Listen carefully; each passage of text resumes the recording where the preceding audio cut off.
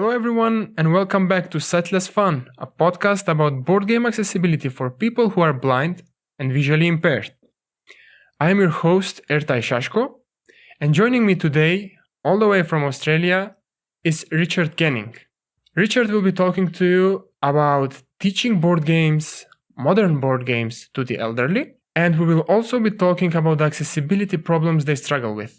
Welcome to the show, Richard. How's it going down under? It's doing quite well. We've had some bad storms, but apart from that, things are doing quite well. Oh, that's great. So, why don't you tell us a bit about yourself? What's your background? What do you do for a living? What do I do for a living? I'm an IT specialist. I'm working for a university down here, and I've worked in IT my whole life.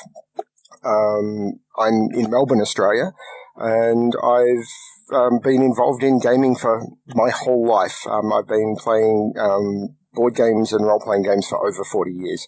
Oh, awesome. So you're a veteran. I mean, I'm much younger than you. I mean, I'm not as old as the time that you've been playing board games. So, wow, that's awesome.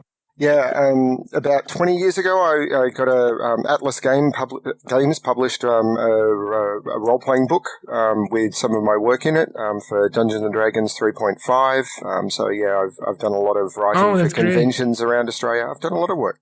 Awesome.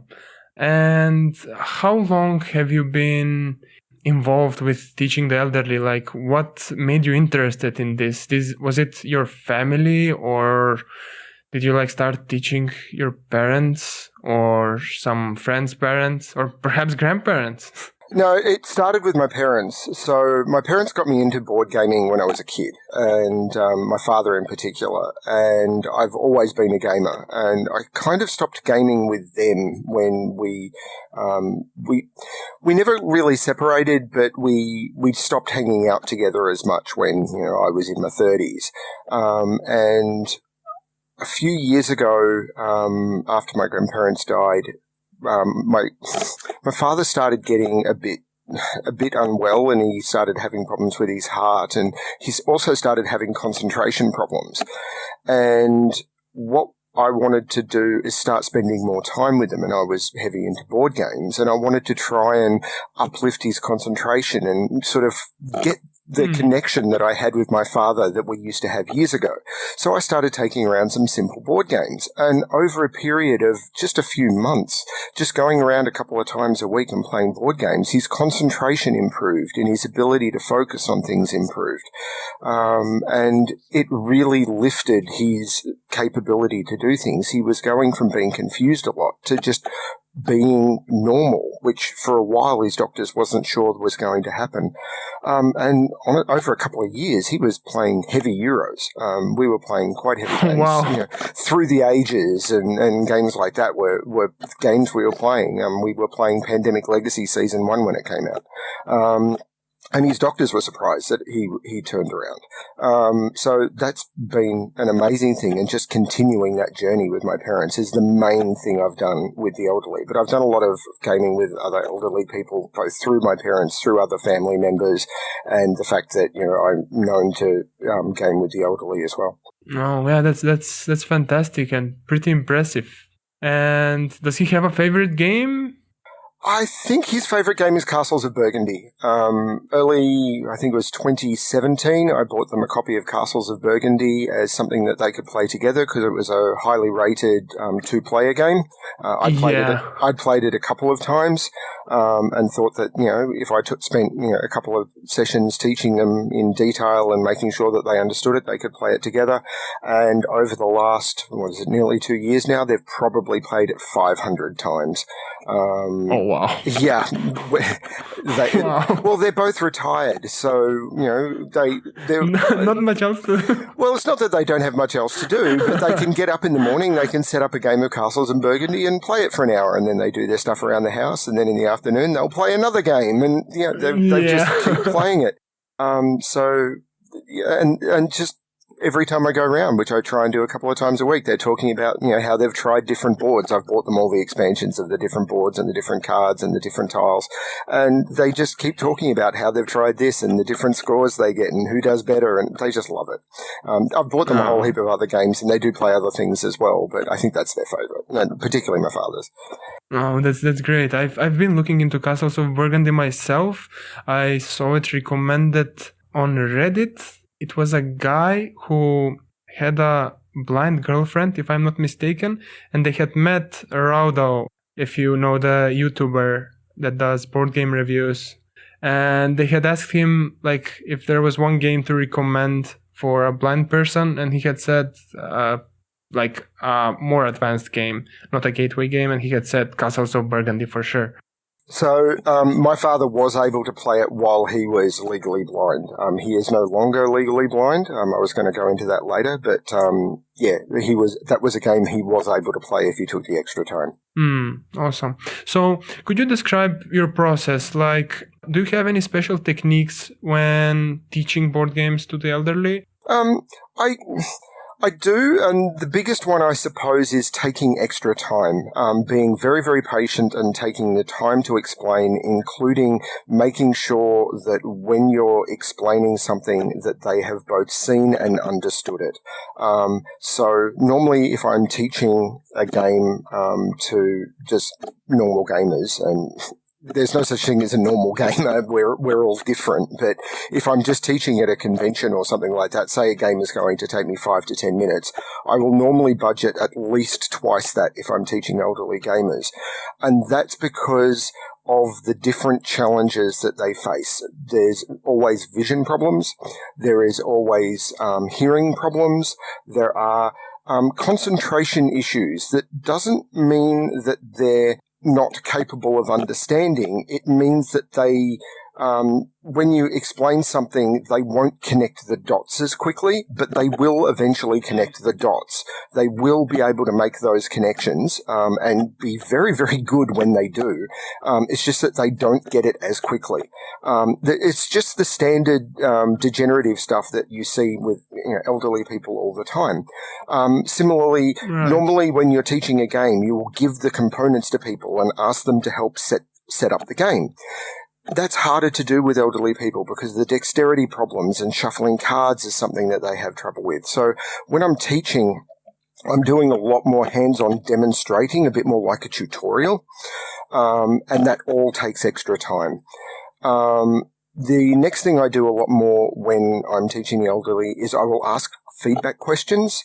So normally when I'm teaching, again, I'm going to use it in a convention or an event, I will provide information about, the mechanics of the game and just wait for feedback. People will interrupt a lot more if I haven't been clear. I'm not sure if it's an upbringing or a societal polite thing or something, but I've found that the elderly, if they don't understand something, will just stay quiet. I've found that I have to actually sit there and pay attention and actually, while I'm teaching, watch them as well a lot more for clues that they may not have understood and ask, did that make sense? Do you need me to explain it in a different way? Particularly if I'm sort of getting any negative feedback. And sometimes that negative feedback is just them trying to process it and not taking it in as quickly. And often I'll just read it wrong. Often they have got it, and I'm asking for, for a feedback a lot that they don't need to provide. But asking those questions more often than not is the right thing to do.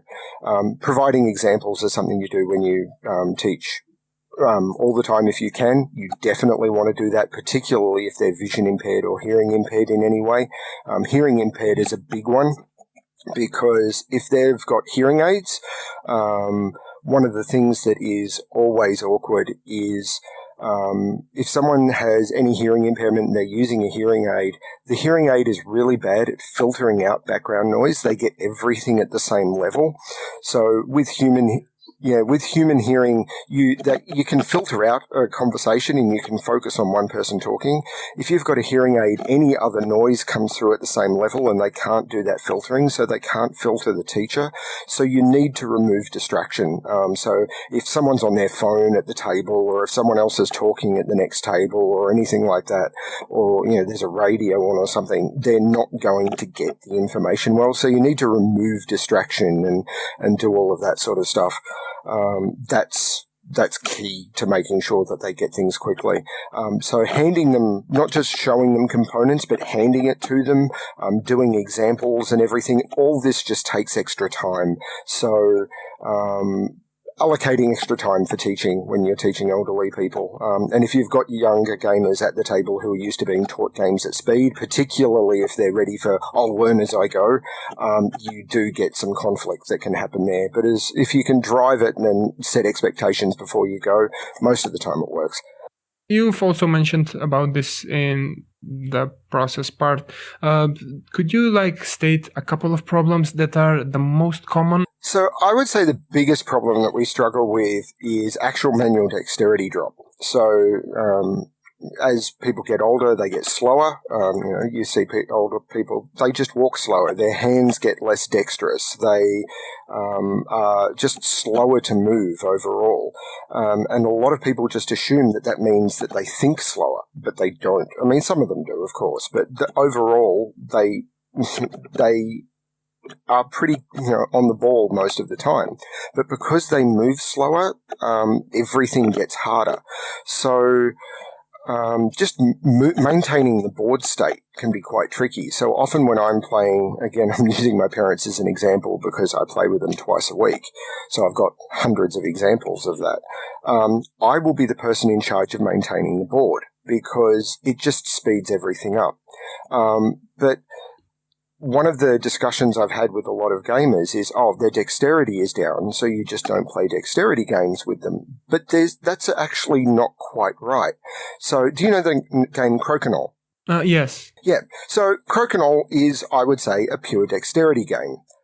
They actually quite like Crokinole, even though they have problems with dexterity, because it's a simple dexterity game. They put pieces on, shoot them. They may not be very good at it, but they enjoy the game. Do you know the game Ticket to Ride? Yes. Right.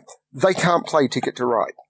It is completely beyond them because they don't have the dexterity to play it. The ability to hold a handful of cards and the ability to put little trains into an exact position on the board is just beyond them. They can't pick up and then handle a hand of 20 cards. They just can't do it. It's too painful for them. And the ability to pick up and then place 6 trains accurately on the board without dropping one of them is just not going to happen. So you don't think of Ticket to Ride as a dexterity game. You do think of Crokinole as a dexterity game, but Ticket to Ride is just inaccessible to them because of the dexterity requirements, but Crokinole is fine. Those issues are things that come into play.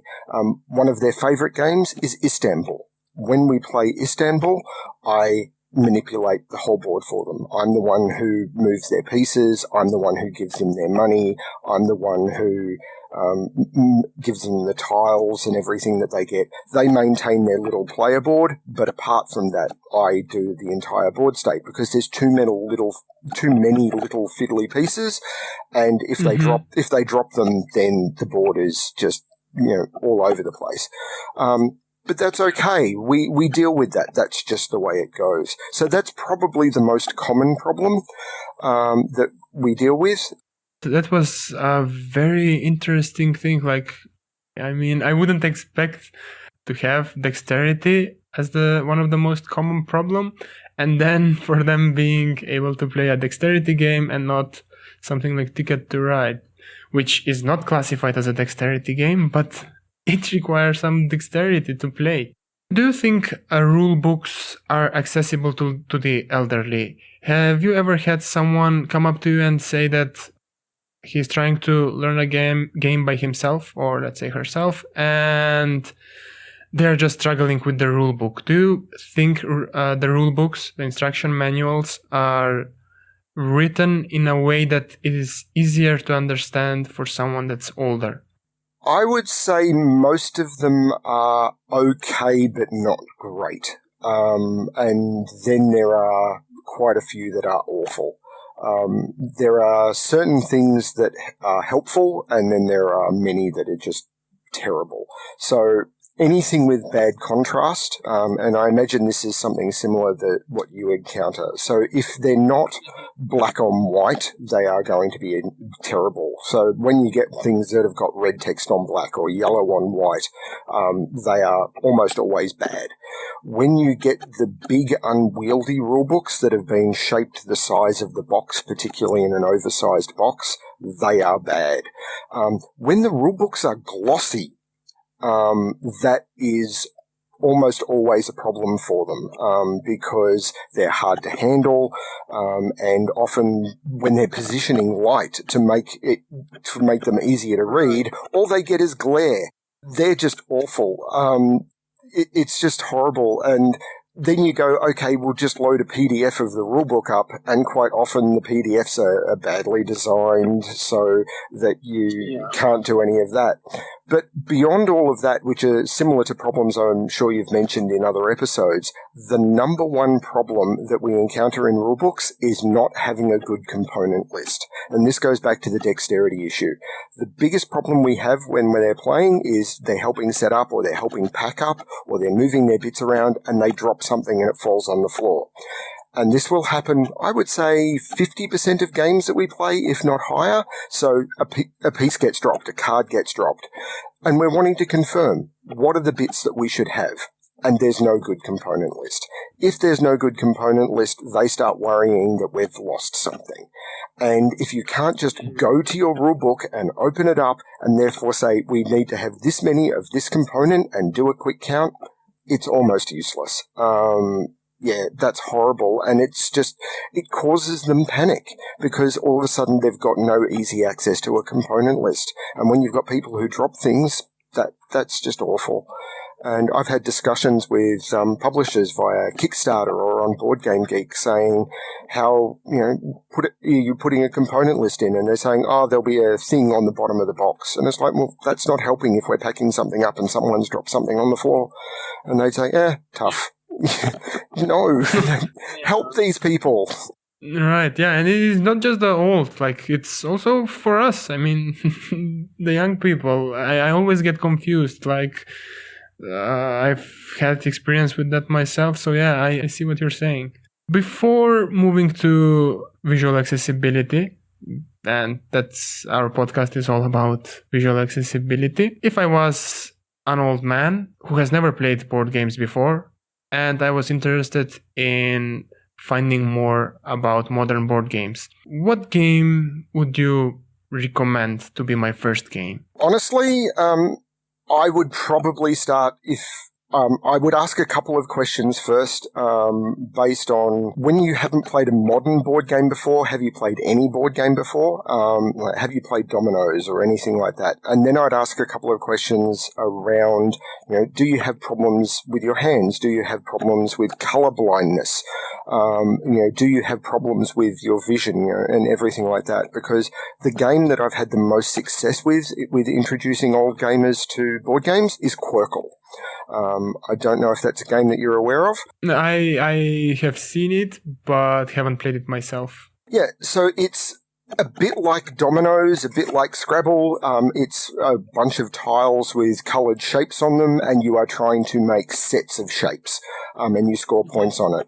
I won't go into the rules, people can look it up, but it's very, very, the rules are simple, but it's complex enough. It's got some tactical play, a little bit of strategic play when you get to know it a bit better, but it's very, very accessible. I use tile stands for putting the tiles on, so they don't have to have them just balanced on the table, and it makes it easier for them to lay them out. I use Mahjong tile stands, and it's just almost always a success. I don't use the travel edition because the tiles are too small and make it hard to see and manipulate. I've got a full-size version of Quirkle, but that's always been a big success. If I'm looking at a tile placement game or a tile building game, I've had a lot of success with Lanterns, the Harvest Festival. Yeah. And then there's a lot of other games that I've had success with as well. So games like Guillotine or Guillotine, depending on your pronunciation. Love Letter I've had success with.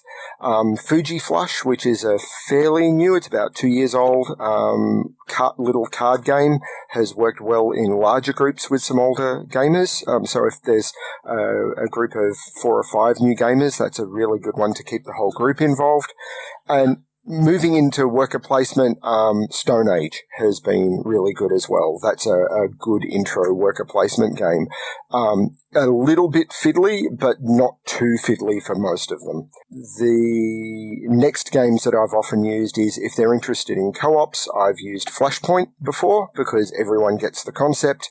And for a game that they seem to really understand the theme of is Flamme Rouge. Flashpoint has also a very good theme, like the firefighters theme. And I've had my eyes on that game. I couldn't decide between Pandemic and Flashpoint. Burgle Brothers is also in that list. I own all three. I'm a huge cooperative game fan. Pandemic is probably my second favorite game of all time. But for getting people in, I think Flashpoint is a better introductory co-op. The introductory game of Flashpoint, this is a different thing, but the introductory game of Flashpoint, to my mind, is just easier to understand. People get the theme, and it's less fiddly and it's less prone to quarterbacking for several reasons. Yeah, it's a good game. Well, one of our previous games, I talked about Pandemic. I covered that topic. And one of the interesting things about games that can be quarterbacked is that they can be accessible to the blind. Because most of the information is public, and as long as the other people can announce or read some of the stuff that the blind player requires, that game can be fully played by someone who is blind, as long as they don't make the decisions for the blind player. So that was a big saving thing for our group. Pandemic is, as I said, one of my parents' and my favourite games, and we've played all the way through both Pandemic legacies.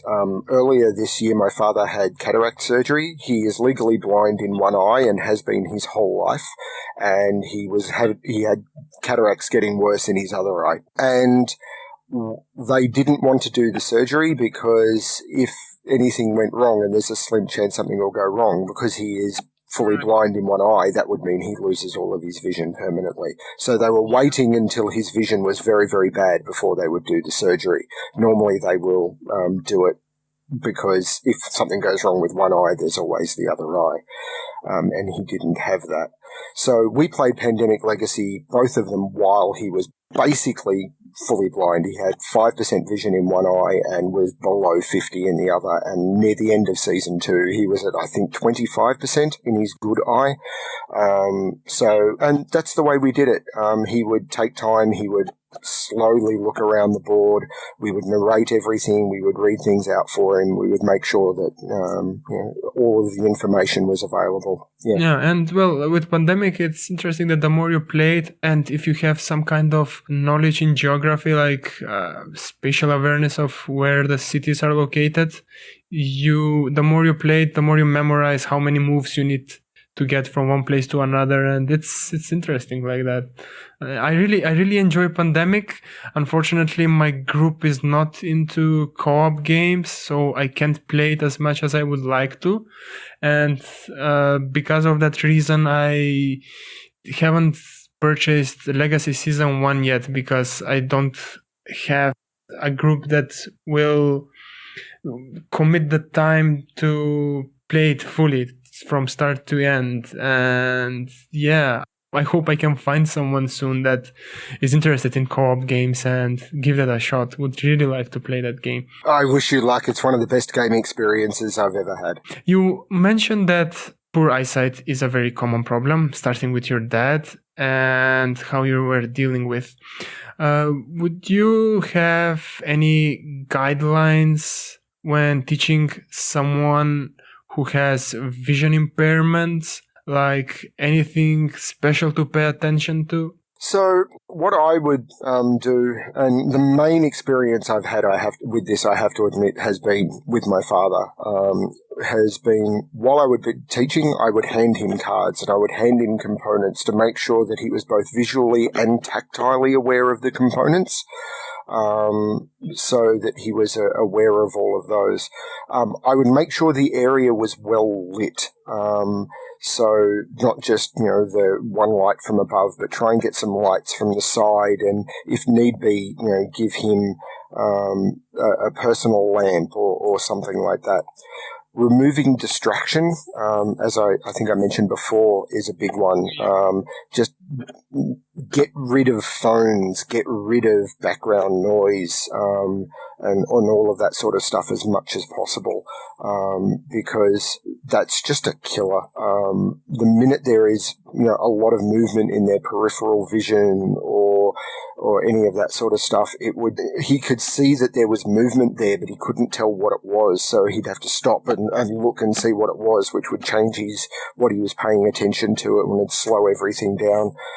Which of course goes back to the big guideline is patience. Take the extra time. When you're teaching or playing, narrate your turns. I think you've mentioned this before. I'm sure you have, in fact.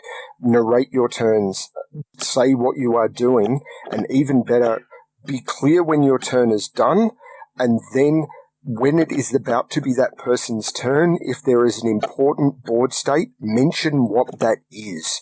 So using, something like lanterns as an example, if they're able to make a dedication, tell them what the dedication tile that they could possibly pick up is worth, so that they don't have to stop, figure out where they are on the table and then look at the values or anything like that.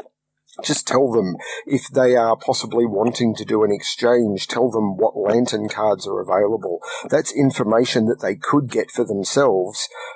So just tell them. Mm-hmm. Don't hide anything from them. The number of gamers who seem to be very, very possessive of open information, okay, that's a strategic play, but when you're playing with someone with vision impairment, I don't understand why they would want to do that. So narrating board state, narrating your turns, and being very, very clear particularly if you're the person before them, when your turn is over, critical. They're the big ones, I think, specifically that we do to deal with the vision impairment. And making sure that the position of things on the table is suitable. So positioning the board so that the hard to access information is closer to them. So maybe the board is turned to face them, or if there is a mini board that even if, it should be on the left of the board, you put it closer to them or things like that. So, the information that they need to know is positioned in a way that is better for them. For example, if we're setting up Yokohama, we might put some of the scoreboard closer to them, or the church boards near them, even if it's not the way it's supposed to be set up on the table. It's much more important than that everyone is on an even footing, than we're following the setup rules in the rulebook by layout. And do you use any special tools? You mentioned lights. Do you use any magnifiers? Or I'm guessing have you ever tried using, let's say, smartphone apps? Like one of the common things that I've seen some visually impaired people do is take a picture, let's say, of the board state, or take a picture of some of the cards laid out so they can zoom in on their phone. I'm guessing the older generation wouldn't be very happy to fiddle with phones. How's your experience with that? Technological solutions to problems tend not to be good ones.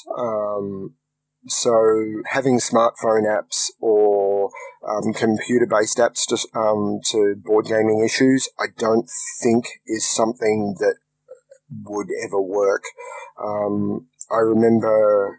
I think it was one of your blog posts I read on it, and there's been other things about some board games, like some things like the Gloomhaven app. Not that I've played Gloomhaven with them, but it brought up a discussion of would you use an app for a board game assistant, and they struggle with technology enough. They wouldn't want to add it to this. They would much prefer to come up with other solutions. So I don't think that those same tools are usable. Sure, there'd be some elderly players who would be very comfortable using technological solutions, but I think in general that it's less of an approachable solution. For vision accessibility, I think, yes, as you said, magnifiers, desk lights, just a simple set of reading glasses. So they've just got like a 1.5 magnification they've found helps a lot. Mostly these are, there are more generic elderly things rather than just visual accessibility. So things like sealable straw cups. Absolutely. When you've got someone with dexterity issues, every drink at the table, whether it's theirs or not, goes into a sealable cup with a straw. I don't know if you've seen them, because I would say, again, 1 game in 3, a cup gets knocked over. I've never had anything damage a board game thing because we always use sealable straw cups, card holders, or the tile stands I mentioned before. I use metal coins. I actually use Ukrainian currency to replace cardboard currency because it's easier for them to see and it's easier for them to move around. So getting a set of metal coins that I use to replace, they can actually handle them better. And another one that I found is we just get small little food containers and all of the tokens and components and bits go in those small tubs. So if you need to move anything around or if they're wanting to count anything or get be able to quickly say, oh, hang on, I need to figure out, or I need to grab some of those, they can pick up a whole tub and move and then count out of a tub close to themselves much easier than they can do that. And that allows for both a vision and a dexterity thing because if they need to get a count of something, as I said, they can just pick up that whole tub and bring it close to themselves rather than having to sort of focus on something on the other side of the table. So having all of the bits and all of the cards or all of the decks in little tubs that they can grab and move around very easily so that the entire board can, or everything on the table can move around very simply, huge advantage. Have you ever tried marking cards in a way? Because I'm guessing older people don't know Braille if they are gradually losing their sight. So you can just buy a Braille accessibility kit, let's say. Or do you just not recommend games with hidden information? Hidden information games are a problem, and it's not because of the visual accessibility. It's because one of the issues that most of the elderly gamers that I've played with have are short-term memory issues. So games like Hanabi are a prime example where people will give you information about a hand of cards that they can see but you can't and you have to remember it. Hanabi was an absolute disaster because while you would give them information about their hand, by the time it got around to them again, they couldn't remember the information you'd given them in enough detail to be able to process it. So while they have visual clues to what's going on and they can build and it doesn't always have to be visual, as I said, because of the thing, but while they've got an overall table state with which to remember, or they can do things to build their own memory. I had a discussion with my parents about the discussion we were having tonight, and they couldn't exactly lock down what it was, but while they had an entire table in front of them, they could build a mental picture of what was going on so they could remember what was going on. And even then, they'd still occasionally lose concentration. But in a game like Hanabi, where they literally had just the back of 5 cards in front of them, they couldn't focus enough. They couldn't build that mental picture to know what was going on. So hidden information games, it's not the visual problem that's mostly the issue. It's the mental issues that older gamers tend to have more and more. And again, it's not all older gamers. It is only some, but they are more common with older gamers. Yeah, I see. So our listeners are a younger demographic, but they might have a parent or a grandparent who is visually impaired and they would like to play something with them. I've recommended No Thanks before. There was a Reddit thread about a guy asking to play something with his blind father, something that wasn't too complicated, and I recommend that No Thanks as it being simple, no hidden information. And other game recommendations are usually co-ops that have open information. I'm guessing like something like Forbidden Island as being simpler. Would you have any recommendations for someone who's old and visually impaired besides the standard gateway, no hidden information kind of thing? Back to the list I made earlier, I think. So it would depend on the level of vision impairment. It is a tricky one. As I said, if they've got some vision and they've got no issues with colour, I would recommend Quirkle. No Thanks could work if you could give them an opaque tub to keep the chips in. I would say most older gamers would probably have problems holding a hand of chips. That would be a real problem. Co-ops, as you said, are great. Forbidden Island or Flashpoint would be good if you could share the board state with them. Lanterns, as I mentioned earlier, has been a huge success for me. There can be colour issues, and they've got a hidden set of tiles, but they're only holding 3, so that's normally manageable. It's not as if they're getting a handful of them, but again, they've got to be able to see the colours on the table, and they've got to be able to distinguish those. So it does depend on if they're fully blind. I've not really dealt with that beyond the full co-op issue or taking the extra time. So it's very hard for me to make a recommendation beyond the ones I already have. I think I'd focus on things like games with larger pieces that are easier to manage.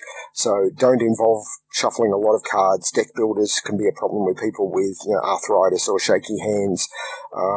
Don't involve those dexterous placements like Ticket to Ride. Don't involve a lot of memory, which we've already discussed. Social deduction and social deception games are often a failure. Though with the right people, they can really work. It's tricky. I think the list I gave above, so things like your Fuji flushes and that, So before we started recording, this was a few weeks ago, you mentioned that you attended several conventions over the years, and I believe the most recent one was PAX in November. I've attended one since then, but yes. Oh, awesome. So I was going to ask you, are there many elders visiting those conventions? Have you had anyone to teach at those conventions or ask you for some help? Do you have any stories from such conventions? So there was a story from PAX. There was a gentleman who approached me. So I was what's called a tabletop volunteer at PAX Oz this year, who are a group of people who hang around there's a large games library. We hang around in the library to make suggestions to people and make ourselves available to teach the games that we know to people who are wanting to learn more about board gaming.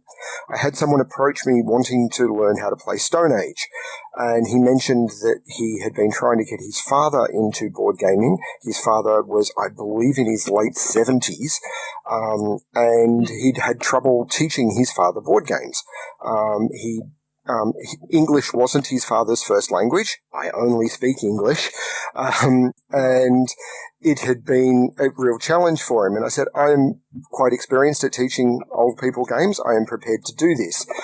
It was made tricky by the fact that someone else joined in, and that person was a younger gamer who was familiar with Stone Age and just wanted to get started. So I went into my slowed down explanation, making sure that the older gamer was understanding the concepts, and the other guy was, oh yeah, this is simple, we just do this, and moving on and trying to keep interrupting. But I kept slowing him down, saying, listen, I need to make sure that this gentleman gets it. If you need to go for a walk and come back in 5 minutes or 10 minutes or go find another game, that's fine, but I need to make sure that this gentleman's got it.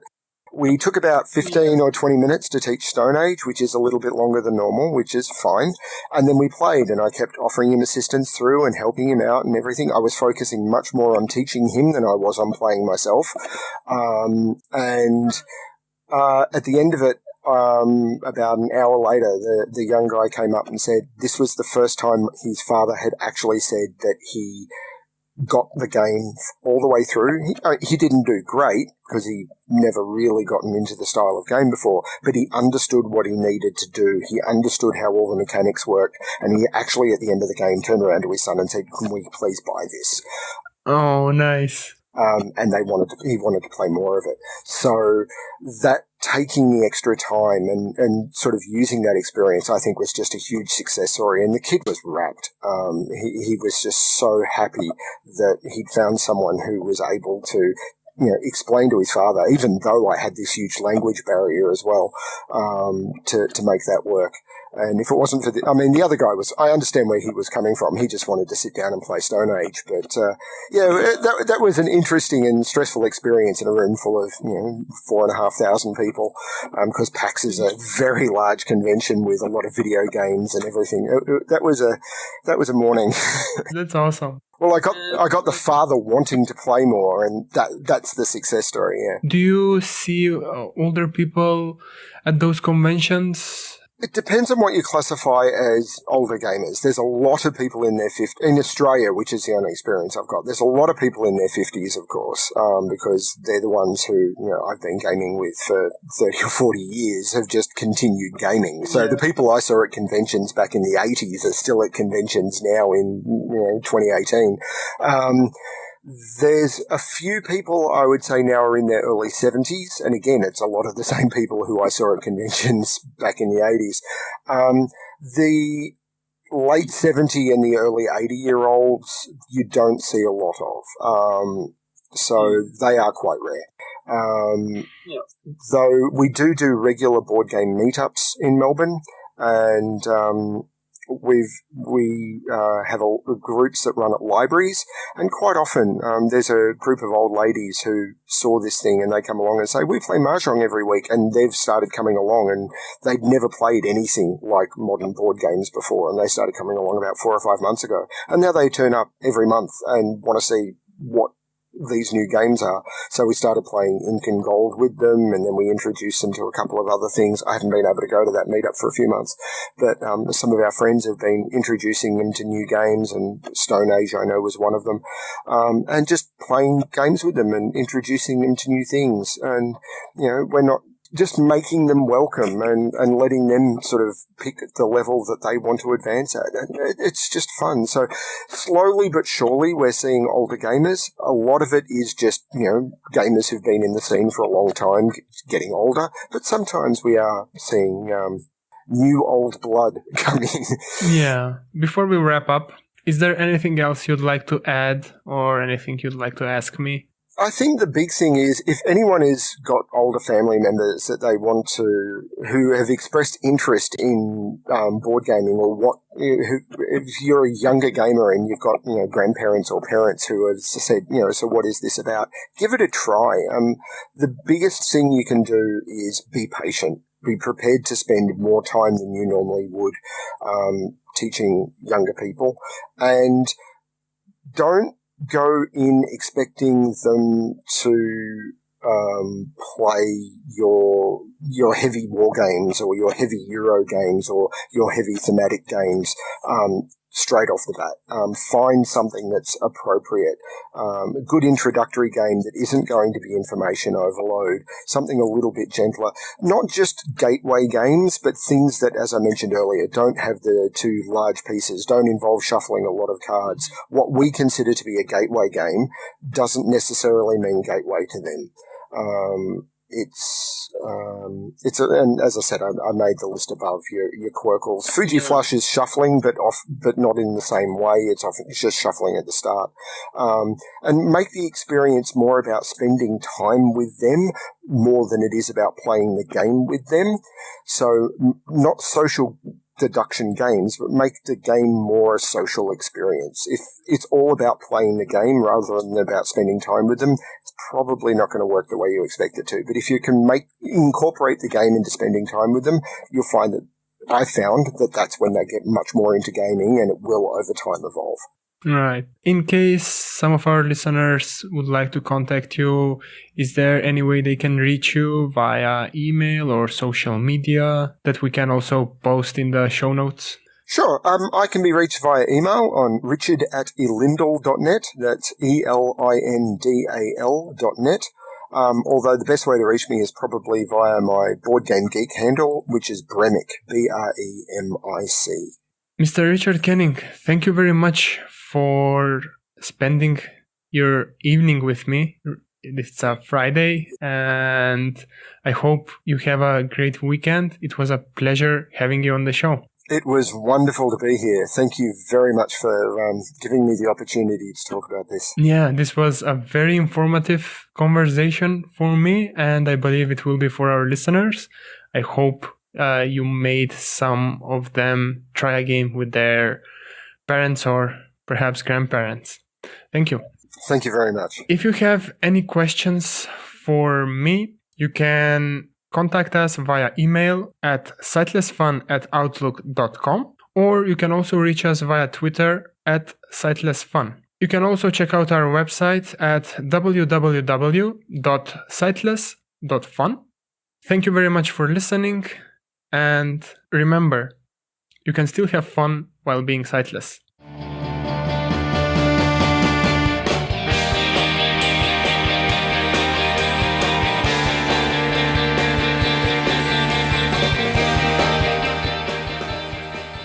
This episode was hosted by Ertay and edited by Alpay Shashko.